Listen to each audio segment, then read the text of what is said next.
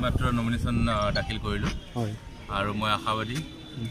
আগন্তুক লোকসভা নিৰ্বাচনত মই বিপুল ভোটত বিজয় হৈ ওলাই আহিম আৰু মোৰ এটাই উদ্দেশ্য যে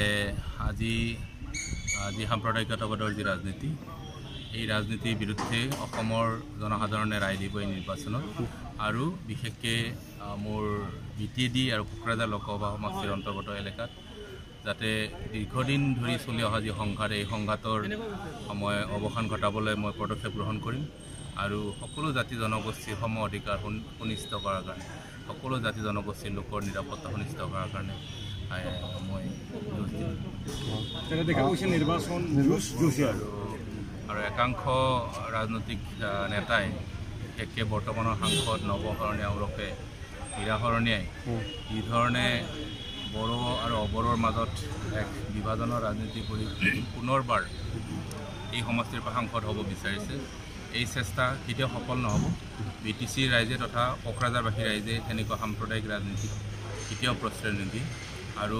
বড়ো অবড়ো সকলো মানুহৰ সমন্বয়ৰ যোগেদি মই বিটিডি এলেকাত শান্তি প্ৰতিষ্ঠা কৰিব বিচাৰোঁ বিভিন্ন জাতি জনগোষ্ঠীৰ মাজত সমন্বয় গঢ়ি তুলিব বিচাৰোঁ এইখন শংকৰ আজানৰ দেশ এখন জ্যোতিপ্ৰসাদ আগৰৱালা বিষ্ণু ৰাভাৰ এইখন দেশ ইয়াত সাম্প্ৰদায়িকতাবাদৰ কোনো স্থান নাই আৰু আজি বিজেপি আৰু RSSৰ যি কুটিল নিকৃষ্ট ৰাজনীতি অসমৰ জনজীৱনক সন্মান কৰি অসমৰ অস্তিত্বক যি সংকটৰ মাজলৈ ঠেলি দিব বিচাৰিছে অসমৰ ৰাইজে ইয়াক কেতিয়াও প্ৰশ্ৰয় নিদিয়ে অসমৰ ৰাইজক তেনেকুৱা সাম্প্ৰদায়িক ৰাজনীতি কেতিয়াও প্ৰশ্ৰয় নিদিয়ে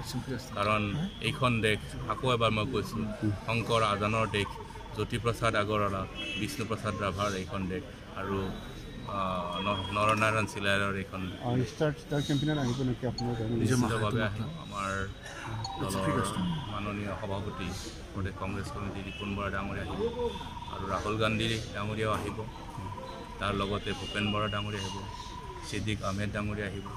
আৰু আমাৰ ছাৰ আছে ষ্টাৰ কেম্পেইনাৰ সকলোবোৰ এই নিৰ্বাচনত আহিব নিশ্চিতভাৱে এই নিৰ্বাচনত মূল প্ৰতিদ্বন্দ্বী হ'ব আপচু সমৰ্থিত প্ৰাৰ্থী UPPLৰ প্ৰাৰ্থী উৰ্খাওগৰা ব্ৰহ্ম আমাৰ তেখেতসকলৰ জাতীয় আন্দোলনৰ প্ৰতি শ্ৰদ্ধা আছে কিন্তু একেটা সময়তে আমি সুকীয়া ৰাজ্যৰ দাবী কেতিয়াও গ্ৰহণ নকৰোঁ কাৰণ যিখন ভূখণ্ডত আজি সুকীয়া ৰাজ্যৰ প্ৰস্তাৱ উত্থাপিত হৈছে এই ৰাজ্যত কেৱল এটা নিৰ্দিষ্ট জনগোষ্ঠীয়ে বসবাস নকৰে ইয়াত মিশ্ৰিত জনগাঁথনি থকা এটা এলেকা আৰু তেনেকুৱা এক এলেকাত নিগোষ্ঠীয় ৰাজ্য ফিজিবল নহয় কিন্তু আমাৰ শ্ৰদ্ধা আছে স্বায়ত্তশাসনৰ যি আকাংক্ষা বড়ো ৰাইজৰ তাৰ প্ৰতি আমাৰ গভীৰ শ্ৰদ্ধা আছে আমাৰ দলে কংগ্ৰেছ চৰকাৰে BTC প্ৰদান কৰিছিলে এইটো আমি স্বীকাৰ কৰিব লাগিব কিন্তু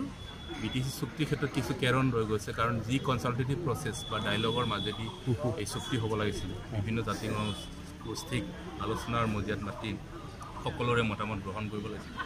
আৰু একপক্ষীয়ভাৱে কৰাৰ কাৰণে বহুত ৰৈ গ'ল আখোৱা ৰৈ গ'ল সেই আখোৱাবিলাক শুধৰণি কৰিব লাগিব আৰু তাৰ পৰৱৰ্তী সময়ত 6th Schedule Amendment Act 2003 যিখন আইন প্ৰণয়ন হ'ল সেই আইনখন ইট হেজ নট ডেলিভাৰ্ড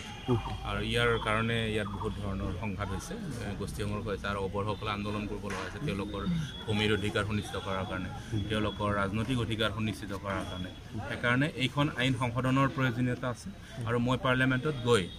নিশ্চিতভাৱে মই বিজয়ী হ'ম আৰু পাৰ্লিয়ামেণ্টত গৈ এই আইনখন সংশোধনৰ কাৰণে মই বিহিত ব্যৱস্থা কৰিম